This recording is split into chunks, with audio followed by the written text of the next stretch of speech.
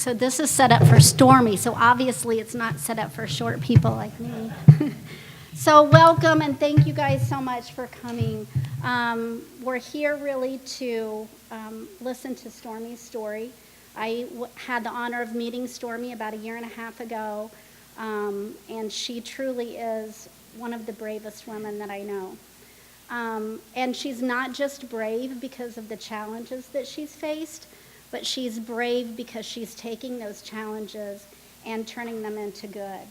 So when I talked to Stormy and Melanie about her sharing her story with us, and she said she's very nervous. I get that. I don't like talking in front of people. But she said, I really want to do this because I want people to know what my big did for me, and I want to be a big. So she's paying it forward, and she is what our organization does.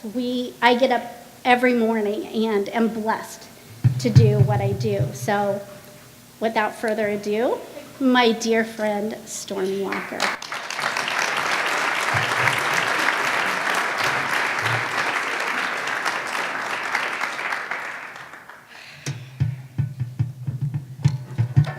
Thank you. It is really an honor to be speaking to, a really impressive group of people. It's an honor and I'm scared to death, but I'm going to do it because that's how I got through life, doing what was hard. So now, it's because of you that I'm standing up here. I don't know if that's a good or bad, sorry. I don't know if that's a good or bad thing, but I'm here. Thank you for being so interested in my life. I think by now most of you have read my mom's and my story in Blue magazine, so I won't go into details about it. It's clear it was a hard life. It's also clear that I had some truly bad role models in my life. Drugs, alcohol, physical and emotional abuse, neglect, hunger and malnutrition, lack of education, and lack of opportunity described my life. I've had to rely on non-parental role models for all my positive development. My bio parents were not good role models. There are many great non-parental role models that have had a huge positive impact on my life. I'm going to name a few, but there are so many others like my mom's friends who are now mine. There's my new family, my Aunt Lisa, my Aunt Dixie and my Uncle Nate, and my Grandma Walker. I do want to speak about two amazing, loving male role models that have made a big difference in my life. I knew one when I was much younger, living in Bloomington. When I was 10 and 11 years old, I could go to Jeff Baldwin in his office at the Boys and Girls Club and tell him anything. He listened to me when no one else would. I felt safe talking to him. I knew he was concerned for me. I look forward to my stops in Jeff's office just to talk, just to feel safe. Unfortunately, my connection with Jeff Baldwin ended very sudden because my bio parents were taken to prison and I was taken to Greene County to live with my grandfather. The good news is that when I moved back to Bloomington to live with my new mom, she took me to the Boys and Girls Club event and I was able to reunite with Jeff. It was such a special moment because he's such a special man. He made a time in my life that was so hard, more bearable. Also, soon after I arrived in Bloomington, my mom introduced me to Ron Meemack. He's just one of those people that you know truly, truly cares. He is always interested in what I'm doing. He and Carol have been there to be a part of my life whenever I need or want it. I love seeing him at the events in town that my mom and I go to because he is the friendly face that I can always go to in a room. I know he will be in my life in one way or another for many, many years to come. Then there are my many female role models in my life. Vicky, my casa, who on my behalf had to experience a piece of the anger and meanness of my bio grandfather. When she did, she promised she would get me out of their house and from under their abusiveness. And she did. I know she was scared, but she did it for me. Then there's Jackie, my DCS case manager, who so truly, truly cares about what you have to say. She wants you to be the best you can be, and she truly wants you to be in a good home. She doesn't just place you in any home. She found me my mom, who wasn't on some list of people wanting to adopt, but Jackie dug and found her and brought her to me and me to her. And then there's my mom. She instantly became my mom. She felt like my mom the minute we met. We loved each other right away.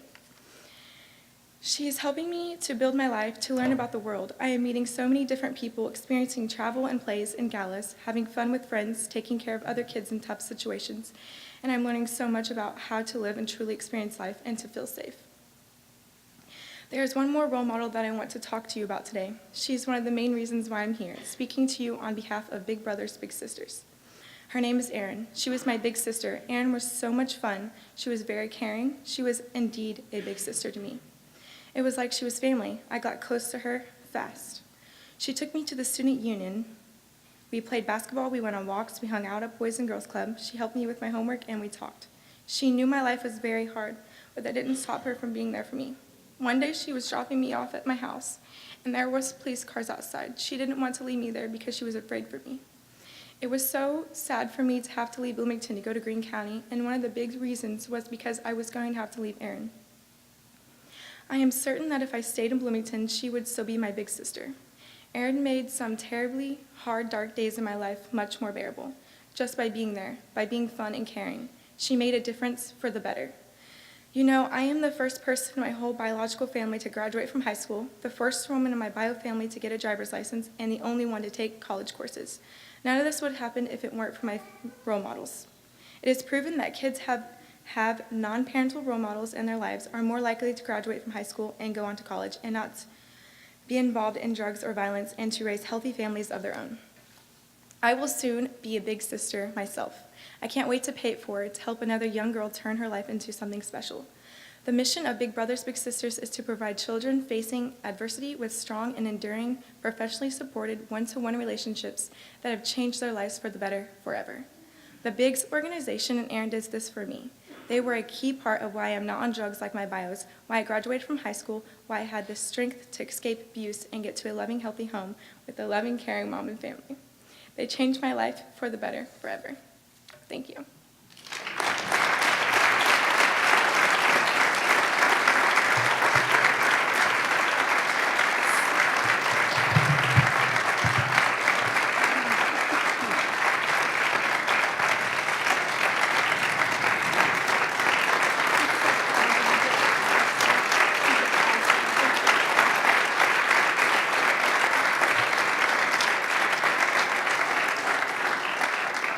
So those of us who were fortunate to hear Stormy's story and her relationship with her big, we just didn't want to leave it at her telling her story. So we were able to reach out to Erin, and we were able to sort of hear Erin's story.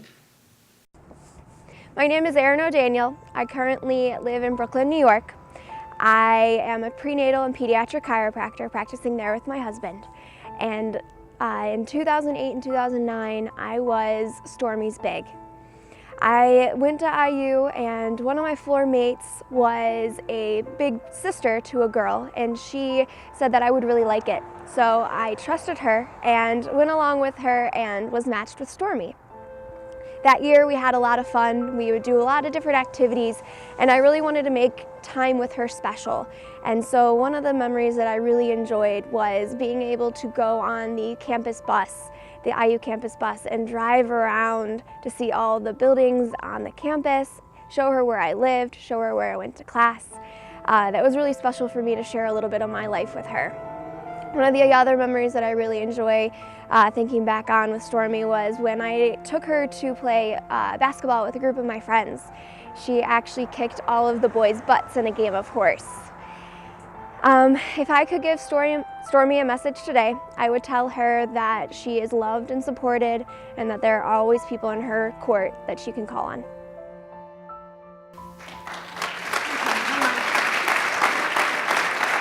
So obviously you know that was a mutual love and respect, and we just really couldn't stop there. So it is my honor to introduce you to Dr. Erin O'Daniel.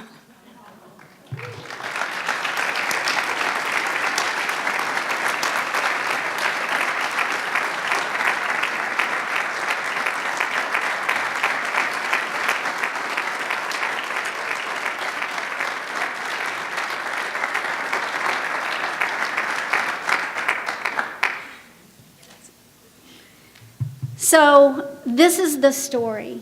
This is the story of why we do what we do. This is relationships that change lives for the better forever.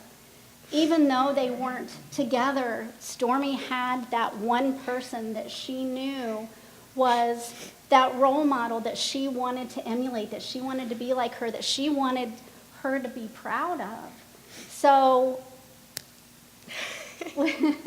so this is why we're here. In order to do things like this, we need your help. We have a lot of opportunities that we'd love to have you guys be a part of. On your tables, there's a calendar of events. We have not only our Bowl for Kids' Sake, which we hope, obviously this is our kickoff for our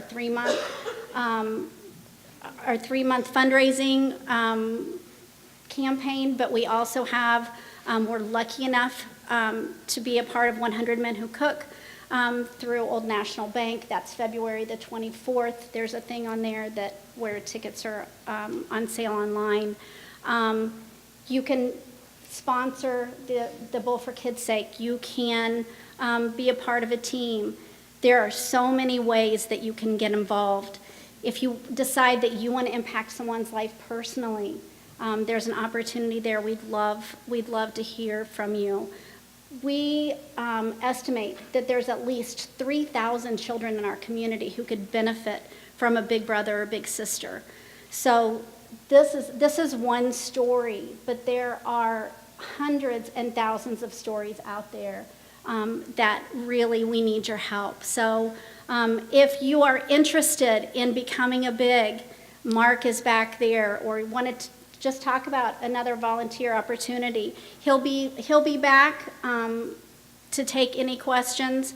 We've got one of our board members, Abigail Grimes, who is happy to talk to you about our 100 Men Who Cook event. I'm here if you want to talk about sponsorships, or if you'd like to just make a donation generally, or to our Bowl for Kids' Sake campaign. So thank you guys for coming. Thank you for those who are already making an impact with our organization and the other organizations that have helped Stormy make it through her tragic life that is really, it's a fairy tale now. So thank you all. Thank you. Thank you.